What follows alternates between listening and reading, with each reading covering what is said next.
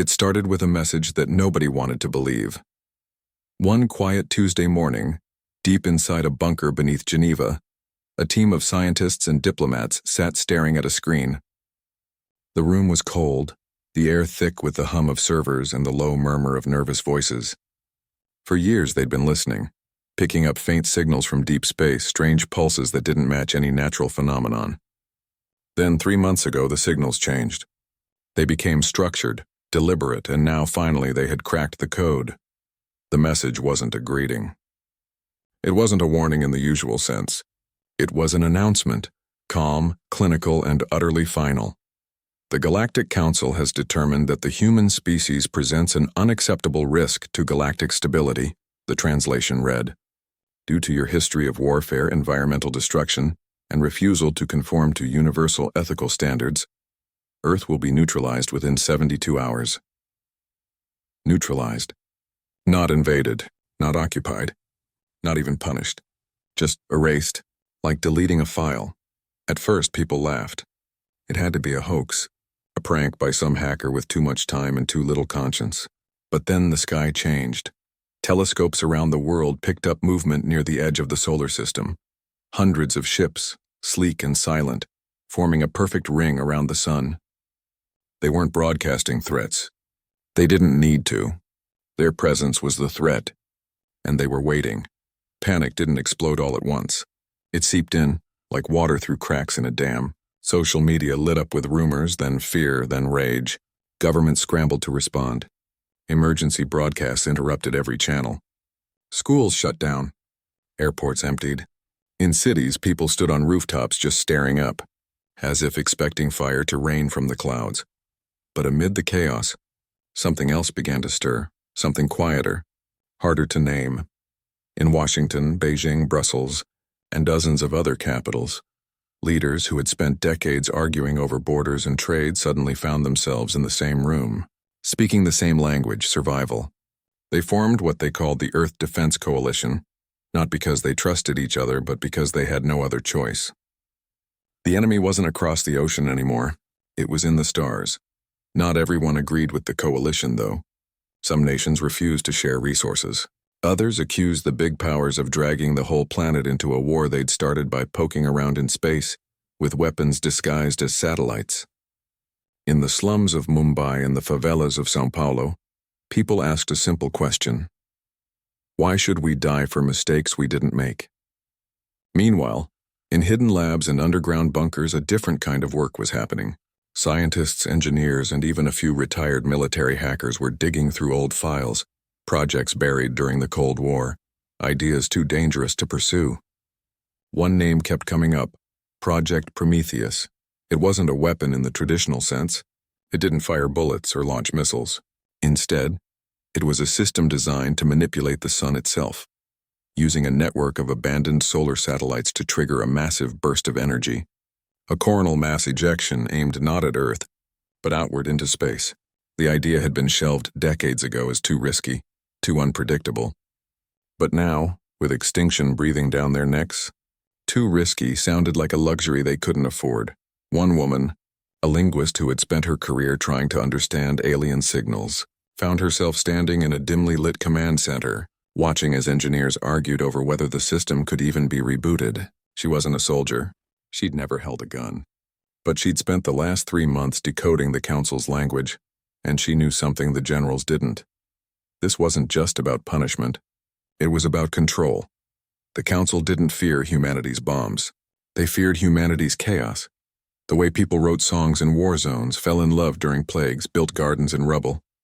To the Council, that unpredictability was a virus, and viruses had to be contained. That realization changed everything. It wasn't enough to just survive. If they were going to fight, they had to fight in a way that made the galaxy remember why humans were worth fearing and worth sparing. But time was running out. The 72 hours were almost up. Outside, the streets were half empty. Families huddled in basements with candles and canned food. Children asked if the stars were angry. Parents lied and said no. Back in Geneva, the linguist watched as a technician flipped a switch. Deep in orbit, a long-dormant satellite blinked to life. Its solar panels, coated in dust for 20 years, slowly turned toward the sun. It was just one piece of a broken puzzle, but it was a start. No one knew if Project Prometheus would work. No one knew if it would even fire. And if it did, the consequences could be worse than the invasion. But as the clock ticked down, one truth became clear. Humanity wouldn't go quietly. If the galaxy wanted to erase them, it would have to burn to do it. And maybe, just maybe, that fire would be enough to make the Council think twice. In the final hours before the deadline, people stopped running. They stopped arguing. In parks, on rooftops, in subway tunnels turned shelters, strangers shared water, stories, and silence. A musician played a violin in an empty square. A baker handed out bread to anyone who walked by. An old man taught a group of kids how to play chess by candlelight. It wasn't heroism. It was something simpler. The stubborn, messy, beautiful act of being human right up to the end. And somewhere high above the clouds, the first alien ship began its descent. The unity didn't last. It never does. At first, when the countdown began, it felt like the whole world was holding its breath together. Flags didn't matter. Passports didn't matter. For a few days, it seemed like humanity had finally learned the oldest lesson. We're all in this together. But fear has a way of twisting even the best intentions. Within hours of the Earth Defense Coalition forming, cracks started to show. Some countries refused to share their power grids.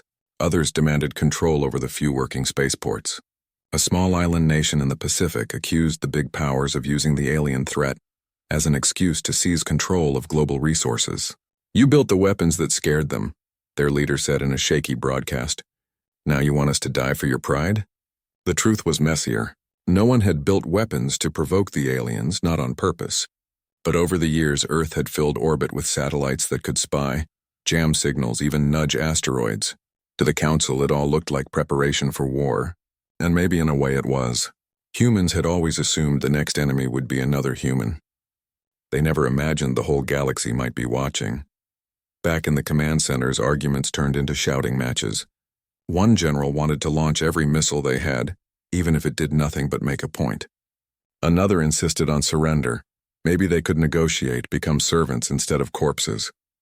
A third quietly began moving food and fuel to hidden bunkers meant only for top officials. When word leaked, riots broke out in 3 continents. People weren't just scared of dying. They were scared of dying unfairly, of watching the rich and powerful save themselves while the rest were left to burn. Meanwhile, deep in a decommissioned mine in the Andes, a group of scientists and former soldiers worked in near silence. They'd gotten the old solar network online, barely. The system was ancient, patched together with spare parts and hope. But it responded, and that was enough. The linguist, the one who'd spent months listening to the alien signals, was there too. She wasn't supposed to be. She had no clearance for weapons work. But she'd seen something in the Council's final message that no one else had. A pattern. Every time they mentioned stability, their signal dipped in a specific frequency. It wasn't just policy. It was dogma. Their entire civilization was built on control, on predictability. Chaos wasn't just dangerous to them. It was unthinkable. That gave her an idea. She pulled aside the lead engineer, a woman with grease on her hands and exhaustion in her eyes. "What if we don't try to destroy their ships?" she asked. "What if we break the thing they rely on most?" The engineer frowned. "Like what?" "Their network. Their way of traveling between stars. If we can't beat them head-on, maybe we can cut the strings that hold their empire together." It sounded crazy, but at this point everything did. They dug up old astrophysics papers, military archives, even sci-fi novels for inspiration. Slowly, a plan took shape. The sun wasn't just a star, it was a weapon waiting to be aimed. If they could trigger a massive solar flare at just the right angle, it wouldn't hit Earth. It would blast outward, straight into the hyperspace relay stations the Council used to jump between systems. Those stations ran on exotic matter, super sensitive to electromagnetic surges. One good hit and the whole network could go dark. The problem? Firing that flare would overload Earth's magnetic field. The planet's natural shield would weaken, maybe collapse. Radiation would pour in, crops would fail. The air would turn dangerous. Even if they survived the aliens, they might not survive the aftermath. But as one old technician put it, wiping sweat from his brow, better to die standing than kneeling. Word of the plan spread quietly. Not through official channels, those were too full of spies and skeptics, but through whispers, encrypted messages, late-night calls between trusted friends. Farmers in Kenya sent spare batteries. A group of retired astronauts in Japan offered to manually reboot a dead satellite if needed. In Siberia, a community of engineers volunteered to reroute geothermal power to keep the control hub running. It wasn't an army. It was something older, deeper, people helping people because there was no one else to help. But not everyone saw it that way. In a fortified compound outside Geneva, a faction of leaders met in secret. They'd received a private message from the council. Not a threat this time, an offer. If Earth surrendered peacefully, a select few, scientists, artists, genetically stable families, would be allowed to live in off-world preserves. The rest, well, the message didn't say, but everyone understood. Some saw it as mercy. Others called it slavery with better lighting. One delegate stood up and said, "We don't get to choose who lives and who dies.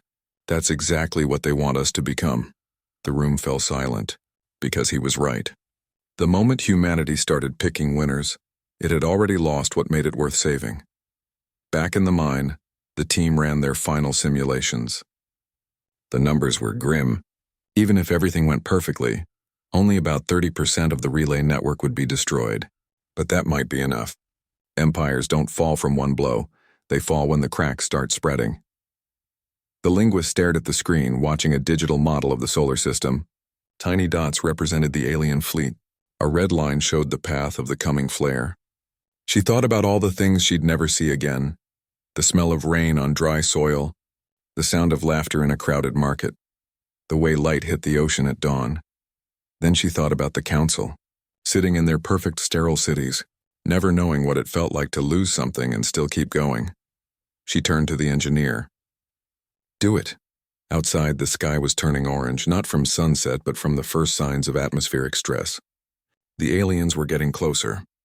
Their ships blocked out patches of stars. People on the ground could see them now, silent and huge, like gods waiting to pass judgment. But down in that cold, dark mine, with flickering lights and the hum of old machines, something else was happening.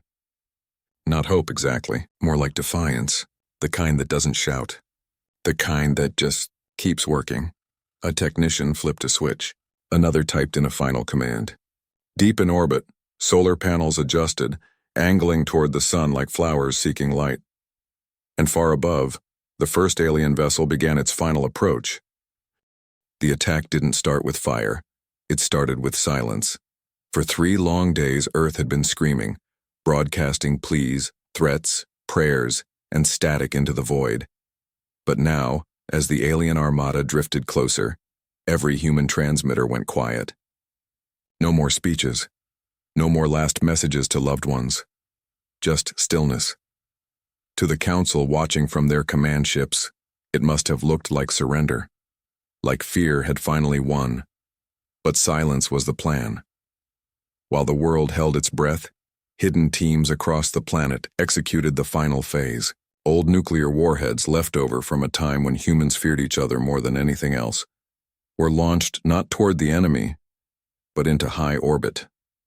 There, they detonated in perfect sequence, not to destroy, but to blind.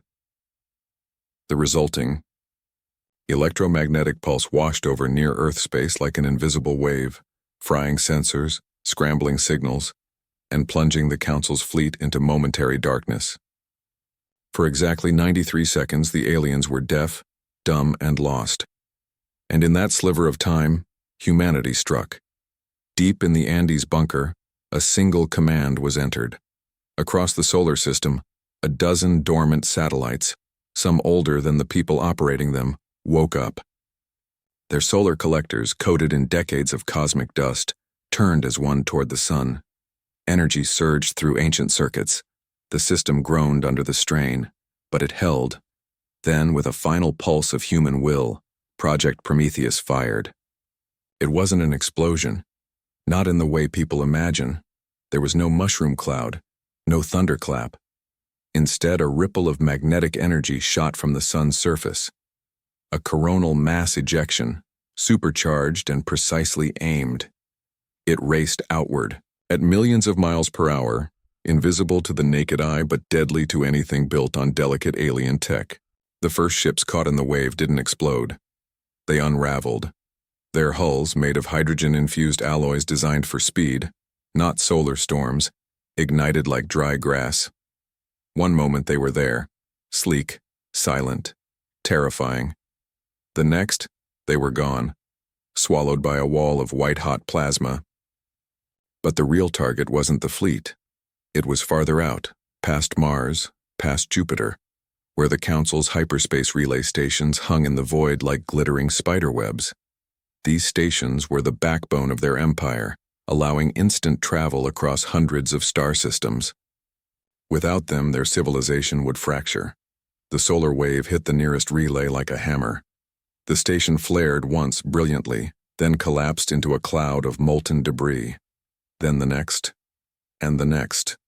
Within minutes, the network began to fail. Ships trying to jump to safety found only static. Command signals bounced into nothingness.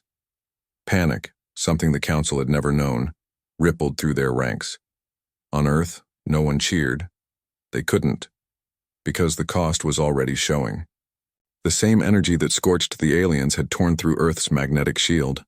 The sky, once blue, now shimmered with sickly greens and purples, auroras where there shouldn't be any. Birds fell from the air, disoriented. Power grids flickered and died in waves. In hospitals, machines flatlined. In fields, crops withered overnight under the new, harsher sunlight. People stepped outside and felt it. The air was thinner, sharper, like breathing through glass. Radiation warnings blared from every surviving speaker. But instead of running, many just stood there looking up, because for the first time they saw it. The alien armada was burning, not all of it, but enough. Great arcs of fire streaked across the upper atmosphere as wreckage rained down. Not as bombs, but as embers. Harmless now. Defeated not by guns, but by the very star that gave Earth life. In villages, towns, and ruined cities, strangers hugged without knowing why. A child picked up a piece of melted metal that had fallen in their yard, smooth, warm, alien, and held it like a treasure. An old woman lit a candle not for safety but for thanks. But the victory was fragile. Back in the control bunker, the team watched the data stream in. The relay network was down, 70% destroyed, the rest unstable. The Council's fleet was retreating, not because they were beaten, but because they were stranded. Without their network, they couldn't call for help, couldn't resupply, couldn't even go home. "We bought time," the lead engineer said, her voice hoarse. "Not peace." The linguist nodded. She'd been listening to the alien comms during the chaos. Beneath the panic, she heard something new. Confusion. Doubt. For the first time, the Council wasn't dealing with a predictable threat. They were facing a species that would rather destroy its own home than kneel. That kind of madness was contagious. Already whispers were coming in from the outer colonies, species the Council had ruled for centuries. They'd seen what happened. They'd seen humans turn their own sun into a weapon. And they were asking, if Earth can fight back, why can't we? But on the ground, none of that mattered yet. What mattered was water, medicine, shelter. With the magnetic field weakened, solar radiation was seeping in. People would get sick. Crops wouldn't grow. The world they knew was ending, not with a bang, but with slow, quiet decay. Yet, in the midst of it all, something unexpected happened. Communities that had been divided by politics, religion, or language began working together. Fishermen in Indonesia shared boats to rescue stranded families. Doctors in Argentina opened clinics in parking lots. In the ruins of a collapsed city, a group of teenagers built a water purifier from scrap metal and old filters. No one told them to. They just did it, because the aliens hadn't just attacked Earth. They'd reminded everyone what it meant to be human. Not perfect, not peaceful, but stubborn, creative, willing to burn everything down just to keep someone else from taking away their right to choose. As night fell, darker now with fewer satellites to reflect the moonlight, people gathered in open spaces. Not to mourn, but to remember. They sang songs their grandparents taught them, told stories about ordinary days, a first kiss, a shared meal, the smell of fresh bread. The linguist stood on a hill outside the bunker, wrapped in a thin blanket. She watched the stars, not with fear now, but with something like pride. The galaxy had declared war on humanity, and humanity had answered, not with surrender, not even with victory, but with fire. And fire, she thought, doesn't just destroy, it also lights the way forward. Somewhere out there the council was regrouping. The war wasn't over. But for tonight, under a wounded sky, Earth was still theirs. And that was enough. 6 months after the fire, Earth was quiet. Not the quiet of peace, but the quiet of exhaustion. The sky still glowed at odd hours, streaked with colors that didn't belong. The air tasted metallic, and people wore scarves over their mouths even in summer. Crops grew stunted or not at all. Rivers ran low. Power came in short bursts, rationed like medicine. But somehow life went on. Cities that once pulsed with noise now stood half empty, their glass towers cracked and dark. Yet in their shadows, new communities had taken root. Makeshift markets sprang up in parking lots. Rooftops became gardens patched together with plastic sheeting and hope. People traded batteries for canned beans, solar chargers for clean water, stories for silence. The Earth Defense Coalition had dissolved weeks after the attack. Without a common enemy in sight, old rivalries returned, but weaker now like echoes. No one had the energy for war. Survival was the only mission that mattered. Deep in the ruins of a coastal research station, a small team worked in near secrecy. They weren't soldiers anymore, just scientists, engineers, and a few former pilots who refused to give up. Their mission: understand what they'd done and what it had cost. They'd salvaged pieces of alien wreckage that had fallen to Earth. Not weapons, but fragments of hulls, data cores, even bits of uniforms. At first, they'd hoped to reverse engineer the tech. But what they found was far more unsettling. Buried in the alien code was proof of something the linguist had suspected all along. The Council hadn't acted out of cruelty. They'd acted out of fear. Humanity's history, its wars, its art, its revolutions, its love songs written in prison cells, had been studied, analyzed, and ultimately labeled unstable. To the Council, a species that could create symphonies and concentration camps in the same century was too dangerous to exist. Their solution wasn't hatred, it was hygiene, like burning a forest to stop a disease. But in their files, the team also found something else: records of other species. Dozens of them, all integrated into the Council's order, stripped of their languages, their histories, their choices. Made peaceful, made quiet, that's when it clicked. The Council didn't want slaves, they wanted silence. And humanity, with its messy, loud, beautiful chaos, was the loudest thing in the galaxy. The realization changed everything. This wasn't just about survival anymore. It was about meaning. If Earth died, it wouldn't just be a planet lost. It would be the last spark of true freedom in a galaxy that had forgotten what it meant to choose. Meanwhile, far from the labs, ordinary people were rebuilding in their own way. In a valley once used for missile tests, a group of farmers built greenhouses from salvaged shuttle windows. They grew potatoes under artificial light, sharing every harvest equally. In a former subway tunnel beneath a dead city, teachers held classes by lantern light, teaching kids math, history, and how to fix a water pump. No grades, no exams, just knowledge passed hand to hand like bread. There were still fights, of course. Arguments over food, over space, over who got the last working radio. But something had shifted. People listened more, apologized faster, helped without being asked. One evening, a man who used to run a bank now spent his days repairing bicycles. A woman who once designed video games taught children how to purify rainwater. Titles didn't matter anymore, only what you could do and what you were willing to share. Back at the research station, the team made another discovery. Buried in a melted data core was a map, not of stars but of the Council's relay network. And it showed something astonishing. The damage from the solar flare hadn't just crippled their travel. It had sparked rebellion. Messages, faint but clear, were coming from distant systems. Species that had lived under the Council's rule for generations were rising up. They'd seen Earth's defiance. They'd heard the stories, how humans turned their own sun into a shield. And they were asking for help. Not weapons, just proof that resistance was possible. The linguist sat alone one night, staring at a screen filled with alien symbols. She thought about all the things Earth had lost. Libraries, museums, entire cities gone to dust. But then she remembered the violin played in an empty square during the countdown. The bread handed out for free. The kids learning chess by candlelight. Those things couldn't be erased. Not really. She began compiling a new message, not a threat, not a plea, but a record.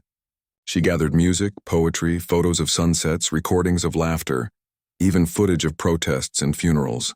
She included humanity's darkest moments too, the wars, the lies, the greed, because to hide them would be to lie. This wasn't a perfect species, but it was real. She called it the memory vault, and she made copies, hundreds of them, stored in hardened cases buried in mountains, dropped into ocean trenches, launched on tiny drones toward the outer solar system. If Earth fell, someone somewhere would know what it meant to be human. One morning, a scout returned from the northern wastes with news. A council ship, small, damaged, had crash-landed in the Arctic. No weapons, no soldiers, just a single survivor. The team debated what to do. Some wanted to interrogate it. Others wanted to destroy it on sight. But the linguist argued for something different. Talk. When they finally opened the hatch, they found not a monster, but a being curled in fear, its skin pale from lack of light. It didn't speak at first, but when shown a simple drawing of a tree, it made a soft sound, almost like wonder. In that moment, the team understood. The Council wasn't evil. It was afraid. And fear, left unchecked, turns even the wise into tyrants. They gave the alien food, water, shelter. Not because they trusted it, but because they refused to become what the Council feared them to be. As winter approached, the last working radio picked up a signal from deep space, faint, broken, but clear enough. It wasn't from the Council. It was from one of the rebel systems. They'd taken a relay station. They were broadcasting Earth's story, music, voices, the sound of rain. And for the first time in months, someone in the bunker smiled. Outside, the wind howled through empty streets. But inside, a fire burned, not of anger, but of stubborn, quiet hope. Earth was wounded, maybe dying. But as long as one person remembered what it meant to choose, to create, to care, humanity wasn't finished yet. 5 years after the fire, Earth was a ghost of what it once was, but not a dead one. The cities stood like skeletons, their steel bones exposed to wind and rain. Roads cracked under the weight of time, swallowed by weeds and wildflowers. The sky, once choked with smog, was now painfully clear. Too clear. Without the magnetic shield fully restored, sunlight burned sharper and nights grew colder. Yet life clung on. Not in the old ways, but in new ones, quieter and wiser. Only 200 million people remained. They lived in clusters, some in underground arcologies warmed by geothermal vents, others in floating villages on lakes that had once been deserts, a few in domes built from salvaged spaceship parts. There were no borders anymore, no armies. Just communities linked by radio waves and shared need. The linguist, older now, her skin marked by sun and sorrow, walked through what used to be a capital city. Grass grew between the tiles of a shattered plaza. A rusted bus sat tilted on its side, vines curling through its windows. She wasn't here for supplies. She was here to remember. In her pocket, she carried a small metal box. Inside were seeds, wheat, sunflower, oak, collected from every corner of the old world. She knelt and pressed one into the soil near a broken fountain. It might not grow, but planting it felt like a promise. Back at the main settlement, a network of domes built into the side of a mountain, news crackled over the shortwave radio. A ship was coming, not from the Council, not hostile. It carried beings from 3 different star systems, all former subjects of the Council, now free. They'd heard Earth's story. They'd seen the rebellion spread like wildfire across the galaxy, sparked by that single act of defiance, turning a star into a shield. They weren't here to conquer. They were here to ask. The linguist met them at the landing field, a flat stretch of rock cleared by hand. The ship was small, patched together with parts from a dozen worlds. Its hull bore symbols of peace, not war. When the ramp lowered, 3 figures stepped out, tall, slender, with eyes that held both caution and curiosity. They didn't speak at first. Just looked around at the domes, the gardens, the children playing with handmade kites. One of them touched the bark of a young tree, planted just last spring. Their fingers trembled slightly. Through a translator built from old tech and new understanding, they explained, their worlds were healing. The council had fractured, its control crumbling as more and more species chose freedom over order. But they carried guilt. They'd once believed the lies, that chaos meant danger, that control meant safety. Now they knew better. They offered medicine, seeds from their own planets, knowledge of clean energy, water purification, even ways to help Earth's magnetic field recover. In return, they asked for only one thing, the story, not just the data files, not just the recordings. They wanted to hear it from a human, to sit, share food, and listen to what it felt like to stand at the edge of extinction and choose fire anyway. The linguist agreed, but not in a hall, not with speeches. She took them to a common area where people gathered at dusk, around a fire made from dried wood and old books no one could read anymore. Children sat beside elders. Farmers shared stew with engineers. No one stood above anyone else. She spoke simply. About fear. About unity that broke, then rebuilt itself stronger. About how humans didn't win because they were powerful, but because they refused to disappear quietly. She told them about the violin in the square, the baker giving away bread, the old man teaching chess by candlelight. The visitors listened in silence. One wiped their eyes, not with shame, but with awe. When she finished, they handed her a small crystal. Inside it pulsed a soft blue light. This holds our stories now, they said. Our songs, our mistakes, our hopes. We carry yours. You carry ours. So no one forgets what freedom costs and what it's worth. She accepted it, but gently shook her head. We don't need your medicine, she said. Not yet. But take this. She gave them the memory vault, the full archive of human life, from lullabies to war diaries, from recipes to rocket blueprints. Share it. Let others see that chaos isn't the enemy. It's the soil where courage grows. They bowed, not in submission, but in respect, and returned to their ship. As it lifted into the thinning sky, people below didn't cheer. They just watched, hands on each other's shoulders, faces turned upward. In the days that followed, life went on as it had. Water was hauled, crops were tended, lessons were taught. But something had shifted. Earth was no longer just a survivor. It was a symbol, and symbols, even broken ones, can light the way for others. One afternoon, a child playing near the edge of the settlement found something half buried in the dirt, a piece of alien metal, warped by heat, stamped with the old council insignia. It was blackened, cracked, but still recognizable. Instead of throwing it away, the child tucked it into their pocket, not as a trophy, not as a weapon, just as a reminder. Later they showed it to their teacher. What does it mean? They asked. The teacher looked at the symbol, then at the sky, then back at the child. It means we were afraid, they said, and we chose to burn anyway, so others wouldn't have to. That night, under a sky freckled with stars, some familiar, some newly visible, the settlement held a quiet gathering. No speeches, no fanfare, just people sitting together, sharing food, humming old songs, watching the embers rise. The linguist stood apart for a moment, looking out over the valley. The air still stung a little. The future was uncertain, but for the first time in years it felt open, not empty but full of possibility. Humanity hadn't won a war. It had done something harder. It had stayed human, and somewhere out there, in the vast dark between stars, other voices were beginning to speak, softly at first, then louder, because one small, stubborn world had shown them it was okay to be loud. Earth was wounded, but it was not silent, and as long as even one voice remained, the fire would never truly go out.